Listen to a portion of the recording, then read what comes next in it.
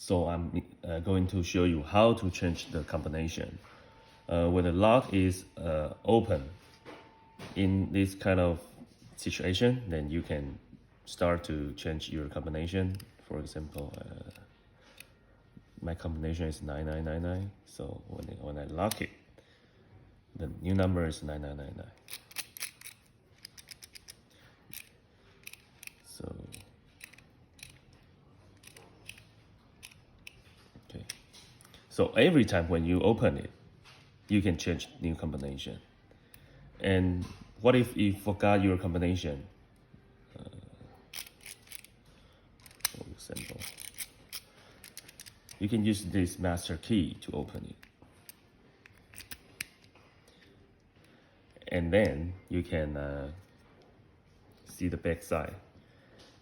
There is a red dot on every dial. So you have to connect all the red dot to the line. Let me see the final last one. So all the red dot connect to the line. It means we find our original number.